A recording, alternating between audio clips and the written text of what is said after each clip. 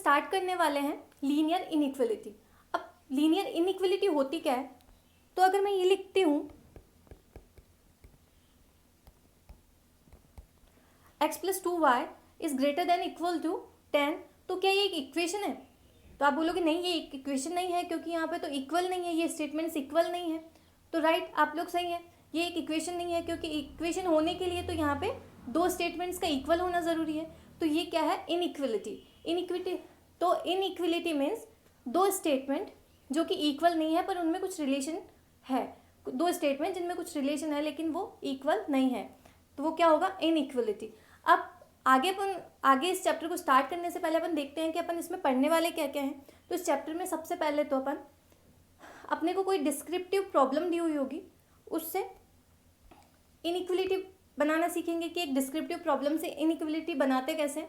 उसके बाद में जो इनइक्वलिटी अपन ने बनाई है उससे अपन ग्राफिंग कैसे करते हैं वो अपन सीखने वाले हैं। और ग्राफिंग करने के बाद में जो सबसे लास्ट टर्म होगा वो अपन क्या करते हैं, जो वेरिएबल्स दिए हुए हैं उनकी वैल्यू अपने को निकालनी है, उनकी वैल्यू अपने को डिटरमाइन करनी है। ठीक है, तो स्टार्ट करते हैं चैप्टर एक प्रॉब्लम से। अब एक एग्जांपल से अपन इसको पहले थोड़ा समझेंगे। डिस्क्रिप्टिव प्रॉब्लम से अपने को एक प्रॉब्लम से डिस्क्रिप्टिव प्रॉब्लम से इन इक्वेशंस बनाना अपन बाद में सीखेंगे। पहले एक बार इसको सॉल्व करना अपन सीखते हैं। तो सबसे पहले अपन एक एग्जांपल लेते हैं, x plus 2y greater than और इक्वल टू 10। ये एग्जांपल है। अपन ने ये पहले इन इक्वेशंस वैसे अपन ने सबने पढ़ा हुआ होगा, आप लोगों ने सबने 9th 10th में इन इक्वेशंस चैप्टर जरूर पढ़ा होगा। सो वही पुराना मेथड अपने को रिकॉल करना है कि अपन सॉल्व कैसे करते थे और उसी मेथड से सॉल्व करना है। तो अपन वहाँ पे क्या करते थे, अगर ऐसे किसी इन इक्वेशन को अपन को सॉल्व करना होता था तो यहाँ पे x और y की वैल्यूज़ अपन कुछ अज्यूम करते थे। सो उसी तरीके से अपने को सॉल्व करना है। सो यहाँ पे अपन क्या करेंगे, एक बार के लिए x की वैल्यू कुछ भी अज्यूम कर लेंगे तो उससे y की वैल्यू निकाल सकते हैं अपन। सो यहाँ पे एक बार x की वैल्यू अगर मैंने 0 रखी है तो यहाँ से मैं y की वैल्यू निकाल सकती हूँ। y की वैल्यू क्या आ जाएगी,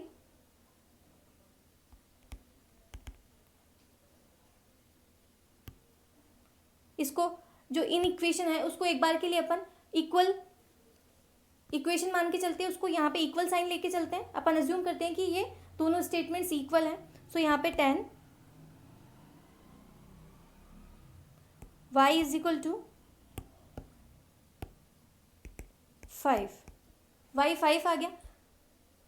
इस तरीके से सॉल्व करते हैं। सबको रिकॉल हो गया होगा अपना जो आपने पहले पढ़ा हुआ है ये वाला इनइक्वलिटीज़ कैसे सॉल्व करते थे अपन। अब आगे अपन देखते हैं इसको अपन कैसे करते हैं। अपने x और y की वैल्यूज़ अपन निकाल लेते हैं ऐसे ही वेरिएबल्स रख के। उसके बाद में अपन क्या करेंगे, ऐसे ही अपन यहाँ पे अपन ने y की वैल्यू निकाली, एक बार x की वैल्यू भी अपन निकाल लेंगे। y इज इक्वल टू 0 रखेंगे तो as x is equal to 10 आ जाएगा। ठीक है, x की वैल्यू आ जाएगी अपने पास। तो y और x की वैल्यू अपन ने निकाल ली है। उसके बाद में अपन क्या करने वाले हैं, इसका ग्राफिंग करने वाले हैं। अब ग्राफिंग कैसे होती है, सबने देखा होगा एक ग्राफ होता था, उसमें अपन ऐसे दो लाइंस बनाते थे, हॉरिजॉन्टल और वर्टिकल लाइंस बनाते थे। अब यहाँ पे इनको कुछ एक्सिस बोलते थे, ये एक्स एक्सिस होता है, ये वाई एक्सिस होता है। अब कुछ माइनस का भी होता था, ये माइनस वाई एक्सिस, और ये माइनस का एक्स एक्सिस। सबको याद आ रहा है। अब उसमें जो अपन ने वैल्यूज़ निकाली थी एक्स और वाई की, उनके वहाँ पे मार्क करना होता था। तो जैसे एक्स, ये एक्स यहाँ पे नंबर करने होते थे अपने को, ये 1 2 3 2 2 के लॉट में अपन कर देते हैं, 2 4 6 8 10 2 4 6 8 10 इस तरीके से करते थे। अब यहाँ पे x इज इक्वल टू 10 आ रहा है तो 10 पे एक मार्क करेंगे, y इज इक्वल टू 5 आ रहा है तो यहाँ पे एक मार्क करेंगे और दोनों लाइंस को अपन मिला देते हैं। ठीक है, ये चीज़ समझ में आई। अब अपना जो इनइक्वलिटी था वो क्या था, x plus 2y greater than equal to 10। अब ये वाली जो लाइन है वो किस कंडीशन को सेटिस्फाई कर रही है कि ये 10 की इक्वल है, लेकिन अगर 10 से ज़्यादा है तो उसको कौन सेटिस्फाई करेगा? सो ये वाला एरिया पूरा अगर अपन यहाँ से x की वैल्यू 6 और 10 से ऊपर अगर x की वैल्यू 10 और y की वैल्यू 6 से ऊपर कुछ भी रखते हैं तो वो अपनी इक्वेशन को सब सेटिस्फाई करेगा। सो ये वाला जो एरिया है ये क्या आ जाएगा? अपना सॉल्यूशन। ये अपने इन इक्वेशंस को फुलफिल करेगा। तो इस वाले स्पेस को क्या बोलते हैं? ये वाला स्पेस क्या होता है? Solution space. क्या होता है? Solution space. अब अपन ने इस क्वेश्चन में, इस एग्जांपल में अपन ने देखा कि ये ग्रेटर देन साइन था, सो ये एक्सिस से दूर की तरफ जा रहा था, यानी अपने ओरिजिन से दूर की साइड जा रहा था। लेकिन अगर यहाँ पे लेस देन साइन होता तो ये अपने ओरिजिन की साइड आता। ठीक है, ये चीज़ याद रखना। अगर ग्रेटर देन साइन है, अगर ग्रेटर देन वाला साइन है तो वो एक्सिस से दूर दूर जाएगा, और अगर लेस देन वाला साइन है तो वो एक्सिस की तरफ आएगा। ये चीज़ समझ में आ गई। अब एक एग्जांपल लेते हैं और उससे पूरा डिस्क्रिप्टिव प्रॉब्लम से इन इक्वेशन बनाना सीखेंगे पहले तो। सो एग्जांपल, अपने बुक में एक एग्जांपल दिया हुआ है, उसी को देख लेते हैं।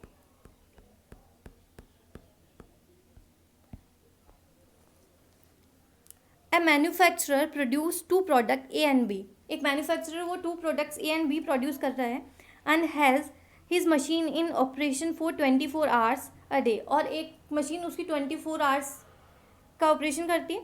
Production of A requires 2 hours of processing in machine M1. Production of A requires 2 hours of processing in machine M1 and 6 hours in machine M2. Production of B requires 6 hours of processing in machine M and 2 hours in machine M. The manufacturer earns a profit of 5 lakh each unit of A, rupees 5 each unit of A and 2 on each unit of B. How many units of each product should be produced in a day in order to achieve maximum profit? तो अपने को ये निकालना कि एक दिन में कितना यूनिट मैक्सिमम अपने को प्रोड्यूस करना चाहिए जिससे कि वो मैक्सिमम प्रॉफिट अर्न कर सके। तो सबसे पहले तो अपन यहाँ पे जो स्टार्ट करेंगे वो देखेंगे कि जो यूनिट्स हैं ए और बी, उनको अपन क्या मान लेते हैं? जितना यूनिट्स प्रोड्यूस करना है अपने को वो एक्स और वाई मान के उनको चलते हैं। ठीक है,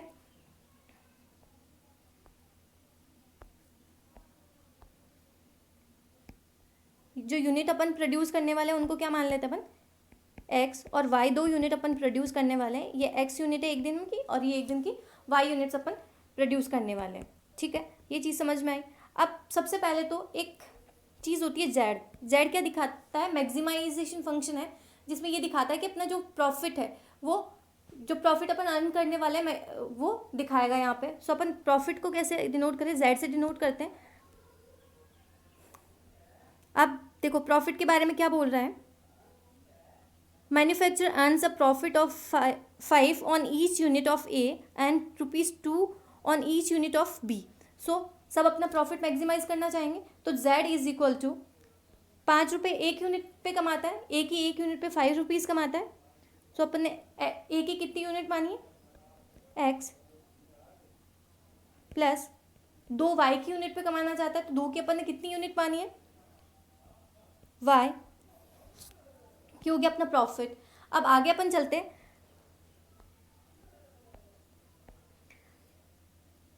अब स्टार्टिंग से एक बार क्वेश्चन पढ़ते हैं, 1 बाय 1 करके इन इक्वेशंस बनाते हैं।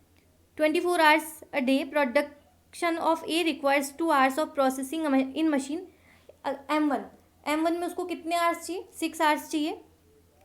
एंड इन M2 M1 में उसको 2 आवर्स चाहिए और M2 में उसको 6 आवर्स चाहिए। सो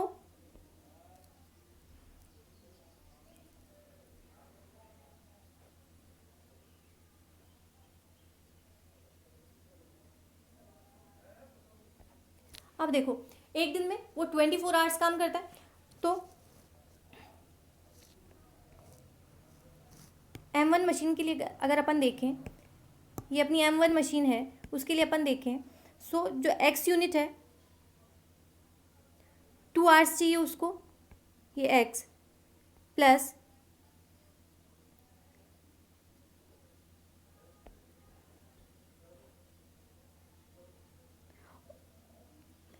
बी यूनिट को 6 आवर्स प्रोसेसिंग इन M1 और उसको 6 आवर्स चाहिए। तो ए प्रोडक्ट ए को तो कितने आवर्स चाहिए M1 मशीन के लिए 2 आवर्स, और जो प्रोडक्ट बी है उसको M1 मशीन के लिए कितने आवर्स चाहिए 6 आवर्स। तो 2x + 6y वो 24 आवर्स से कम होना चाहिए ना, इज लेस देन और इक्वल टू 24 आवर्स। ऐसे अगर M2 मशीन की अपन बात करें सो उसमें जो प्रोडक्ट ए है, प्रोडक्ट ए को कितने आवर्स चाहिए M2 मशीन में 6 आवर्स, प्लस जो प्रोडक्ट बी है उसको M2 मशीन में कितने आवर्स चाहिए 2 आवर्स, और वो भी लेस देन और इक्वल टू 24 होना चाहिए। अब अपने पास दो इनइक्वलिटीज निकल के आ गई।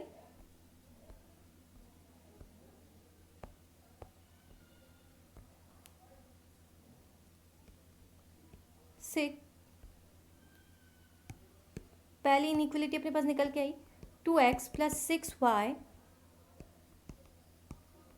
Is equal to less than और equal to 24, 6x + 2y less than और इक्वल टू 24। ये चीज़ समझ में आई। तो इस तरीके से एक डिस्क्रिप्टिव प्रॉब्लम्स अपने को इन इक्वेशंस बनानी है। अब आगे इसको अपन सॉल्व करना भी देख लेते हैं।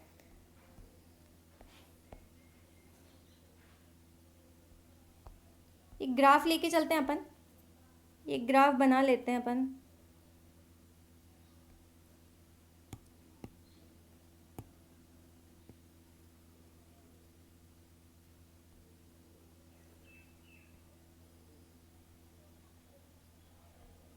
ठीक है, ये ग्राफ बनाया अपन ने,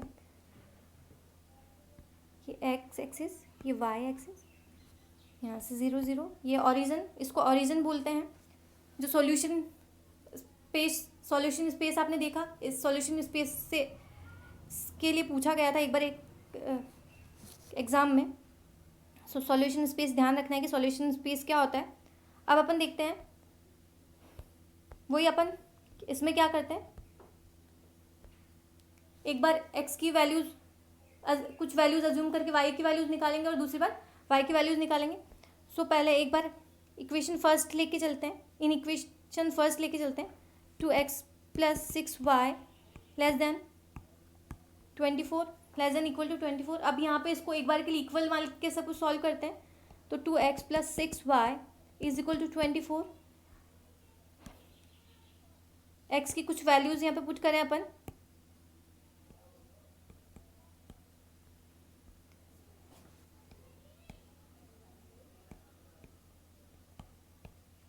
ये लीजिए x की, अपन x यहाँ पे 0 माने तो y की वैल्यू कितनी आ जाएगी,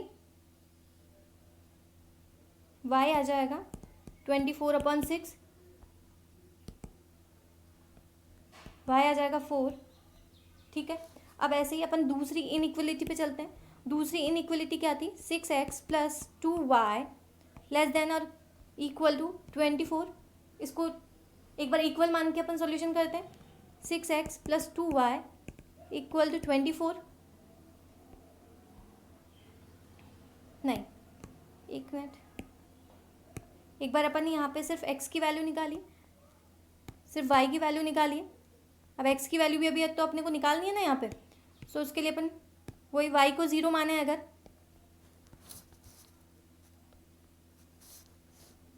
y को 0 माने या y को कुछ और मान लेते हैं, 0 नहीं मानते, नहीं तो बहुत ऊपर तक जाएगा ये ग्राफ। y को अपन 2 मान लेते हैं, y को 2 माना तो x इज इक्वल टू क्या आएगा, 24 - 12/2 6। तो x क्या आ गया 6। अब ऐसे अपन दूसरी इनइक्वेशन के लिए चलते हैं। दूसरी इनइक्वेशन क्या थी अपनी, 6x + 2y लेस देन और इक्वल टू 24। इसको इक्वल मान के चलेंगे अपन एक बार के लिए।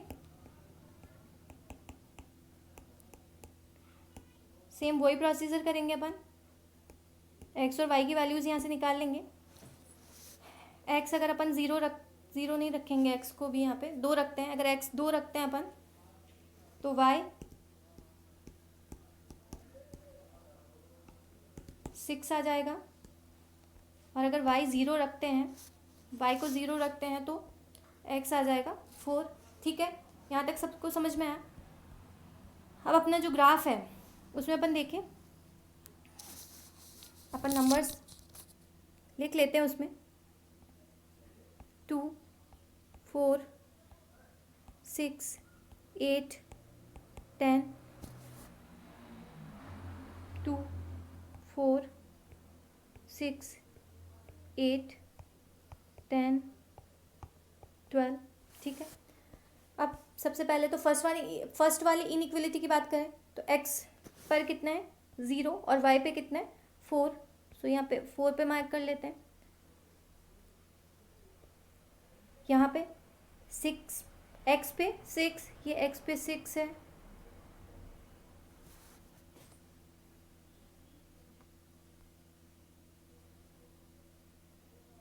और y पे 2 है।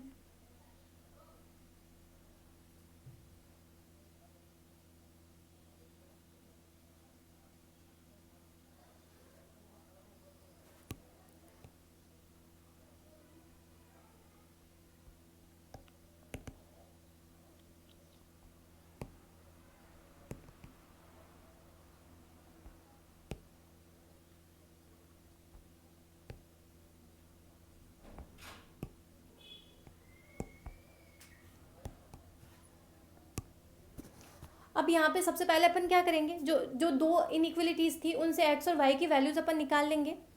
सो दो इनइक्वलिटीज़ क्या क्या है अपने पास, 2x plus 6y less than equal to 24, 6x plus 2y 24। ठीक है, अब पहली वाली इनइक्वलिटी से अपन x और y की वैल्यूज़ पहले निकालते हैं। तो वैल्यूज़ निकालने के लिए अपन इसको क्या मान लेते हैं, इक्वल मान लेते हैं। तो यहाँ से पहले x की वैल्यूज़, x और y की वैल्यूज़ अपन निकाल लेते हैं।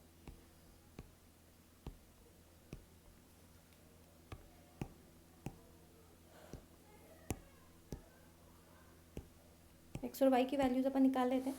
तो यहाँ पे अपन x की वैल्यू कुछ अज्यूम करके y की वैल्यू निकाल सकते हैं। तो यहाँ पे अपन x की value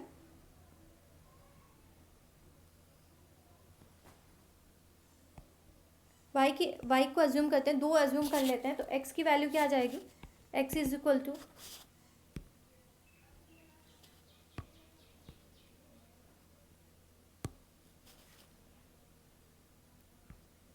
24 minus 12/2, x is equal to 6। x की वैल्यू क्या आ जाएगी 6। ऐसी दूसरी जो इन इक्वेशन है 2x plus 2y less than equal to 24, इसके लिए भी अपन x और y की वैल्यूज़ निकाल लें। ये x और y, यहाँ पे अपन x की वैल्यू 2 मान लेते हैं। तो y की वैल्यू क्या आ जाएगी,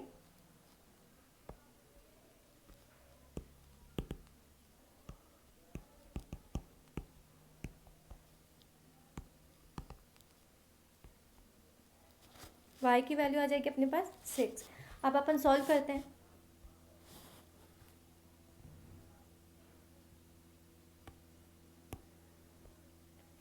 ये अपन इस पे नंबरिंग लिख लेते हैं। सो पहली इन इक्वेशन की बात करें, x पर कितना मार्क करेंगे अपन, लाइन हट गई है मेरी,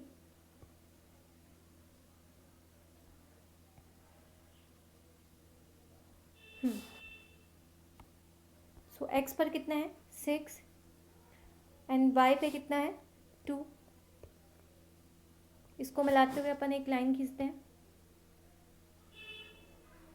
ठीक है, ऐसे ही दूसरी इक्वेशन की बात करें, x पर कितना है 2 और y पे कितना है 6 आ रहा है, 3 और 3 कुछ आंसर आ रहा है अपना 3 यूनिट्स अपने को दोनों की बनानी है।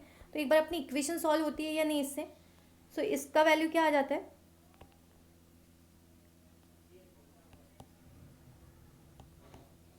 ये 24 आवर्स होते हैं, यहाँ पे भी ये 24 आवर्स होते हैं। अब z, एक बार z देख लेते हैं, अपना जो आंसर आया उसको वेरीफाई कर लेते हैं।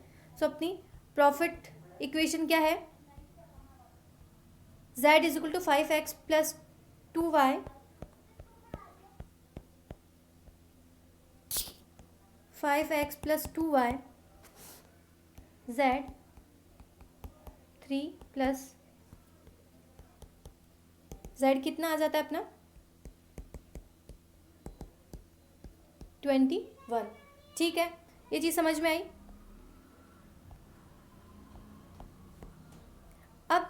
अब इसमें देखते हैं इस चैप्टर से अपने पास क्वेश्चन किस किस टाइप के आ सकते हैं।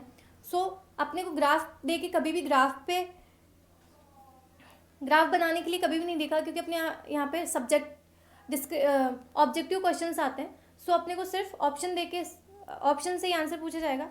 तो क्वेश्चन किस टाइप के आएंगे, या तो कोई डिस्क्रिप्टिव प्रॉब्लम दी जाएगी और उसकी इन इक्वेशंस पूछेगा कि इसकी इन इक्वेशंस क्या बन रही है, तो वो ऑप्शन में इन इक्वेशंस दे देगा और अपने को सही आंसर सेलेक्ट करना है। या फिर उसके अलावा क्या हो सकता है, कोई इन इक्वेशन दे के कोई ग्राफ अपने को ऑप्शन में ग्राफिंग दे देगा और पूछेगा कि सही ग्राफिंग कौन सी है, तो अपने को सही ऑप्शन चूज करना है। या फिर ग्राफिंग दे के उसमें से अपने को पूछ सकता है कि इसकी इन इक्वेशन कौन सी है। तो इस तरीके के 3 क्वेश्चन बनते हैं। अब अपने एक्सरसाइज में से 1-2 क्वेश्चंस भी अपन देख लेते हैं। जैसे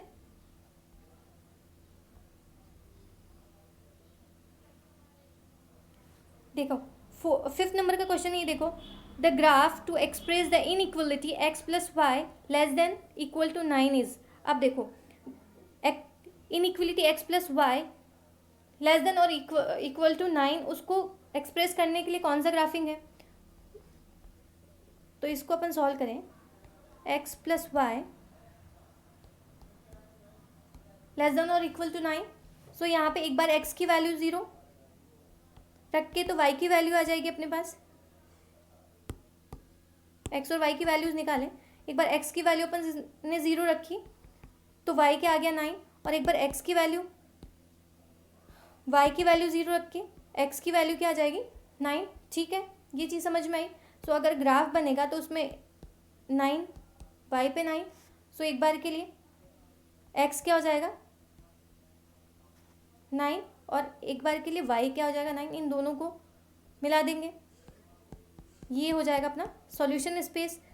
सो सॉल्यूशन स्पेस किस साइड में होगा, टूवर्ड्स द ओरिजिन, क्योंकि लेस देन वाला साइन है तो solution space towards the origin. ये बहुत याद रखने वाली चीज़ है। सो अब इन ऑप्शंस में से अपन देखें, ये देखिए ऑप्शन ए में सॉल्यूशन स्पेस किस साइड आ रहा है, टूवर्ड्स द ओरिजिन, तो option A is the right answer. अब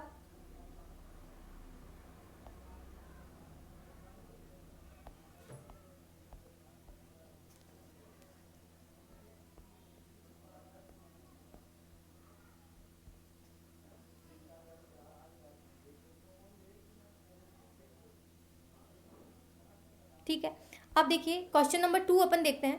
क्वेश्चन नंबर 2 में अपने को एक डिस्क्रिप्टिव प्रॉब्लम दी है, उससे अपने को इनइक्वलिटीज बनानी है। सो a dietitian wishes to mix together 2 kinds of food so that the vitamin content of mixture is at least 9 unit of vitamin A, 7 unit of vitamin B and 10 units of vitamin C। ठीक है, ऐसा mixer बनाना चाहता है जिसमें कि ये quantity में vitamin हो। एटलीस्ट 9 क्वांटिटी तो विटामिन ए की होनी चाहिए, 7 क्वांटिटी विटामिन बी की होनी चाहिए और 10 यूनिट्स विटामिन सी के होनी चाहिए and 12 units of vitamin D. The vitamin content per kg of each food is shown below. ठीक है, तो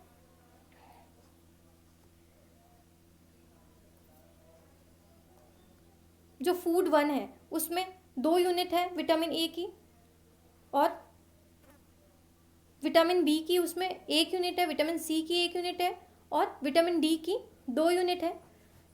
एंड जो फूड सेकंड है उसमें 1-1 यूनिट विटामिन ए और बी की है, 2 यूनिट सी की है और 3 यूनिट डी की है। तो अब अपन बोलें कि वो किस क्वांटिटी में उनको मिक्स करना चाहिए, तो अपन बोलते हैं कि एक्स क्वांटिटी तो तो फूड 1 की ले ले और एक्स वाई क्वांटिटी फूड 2 की ले ले, ठीक है।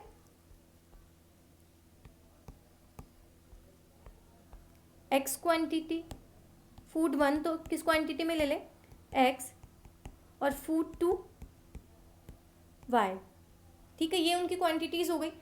अब देखो एक्स और वाई को इस तरीके से मिलाना चाहिए, इतनी इतनी यूनिट एक्स और वाई की मिलानी चाहिए कि पहले तो अपन देखते हैं विटामिन ए के लिए बात करते हैं। विटामिन ए के लिए विटामिन ए के लिए फूड 1 में 2 यूनिट है और फूड 2 में 1 यूनिट है, तो 2 एक्स यूनिट 1 ले रहे हैं अपन। फूड 1 की कितना है, एक्स क्वांटिटी है, प्लस फूड 2 की कितनी क्वांटिटी है, वाई है, तो 1 वाई। अब विटामिन ए कितना होना चाहिए, विटामिन ए कितना होना चाहिए, at least 9 unit of vitamin A, तो कम से कम 9 यूनिट होनी चाहिए। तो ये मोर देन और इक्वल टू 9 होना चाहिए, राइट। ये हो गया फर्स्ट इनइक्वलिटी। अब विटामिन बी की बात करें, सो देखो विटामिन बी दोनों फूड में 1-1 यूनिट है, so x plus y greater than, और ये क्या बोलता है, vitamin B and 7 units of vitamin B, तो इसकी कम से कम कितनी यूनिट होनी चाहिए, 7 यूनिट्स, तो ग्रेटर देन और इक्वल टू 7। अब विटामिन सी की बात करें तो फूड 1 में विटामिन सी कितना है, 1 यूनिट, और फूड 2 में विटामिन सी है 2 यूनिट्स, तो x plus 2 y greater than और इक्वल टू मैक्सिमम कितने यूनिट्स होने थे, मिनिमम 10 यूनिट्स तो होने ही चाहिए विटामिन सी के। अब विटामिन डी की बात करें तो देखो फूड 1 में 2 यूनिट्स, फूड 2 में 3 यूनिट्स, और कम से कम कितना होना चाहिए, वो 12 यूनिट्स होने चाहिए विटामिन डी की। सो ये हो गया अपने पास इन इक्वेशंस। अब अपन राइट, और एक इन इक्वेशंस तो होती है कि एक्स 0 से ज़्यादा होना चाहिए, 0 के इक्वल या 0 से ज़्यादा होना चाहिए, और वाई भी 0 के इक्वल या 0 से ज़्यादा होना चाहिए, मतलब नेगेटिव वैल्यू नहीं होनी चाहिए, ठीक है। सो यहाँ पे अपन देखें 2x y greater than 9, x plus y greater than और equal to 7, 2x plus 2y greater than equal to 10, 2x plus 3y greater than और इक्वल टू 12। तो यहाँ पे राइट आंसर है ऑप्शन डी, ठीक है, समझ आया।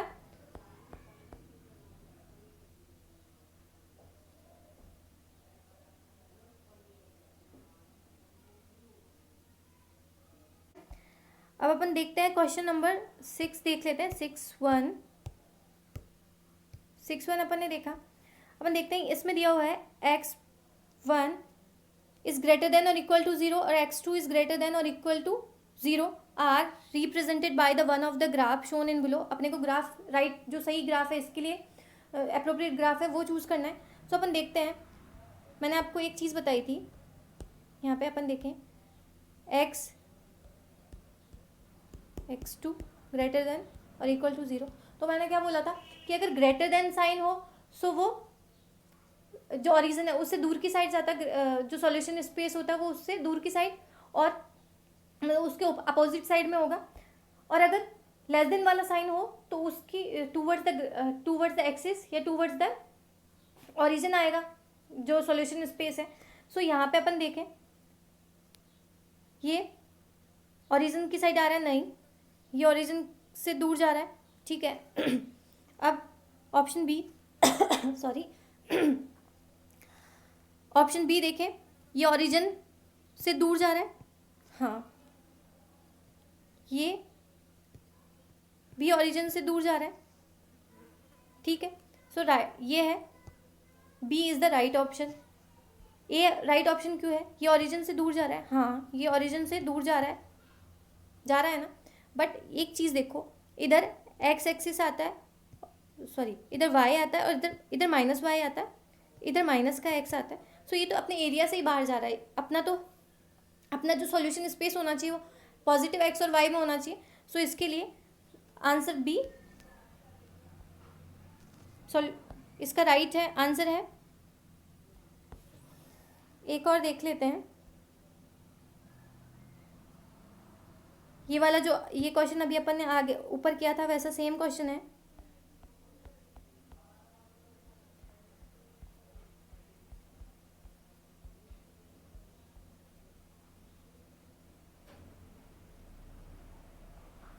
एक बार क्वेश्चन नंबर फर्स्ट भी अपन देख लेते हैं।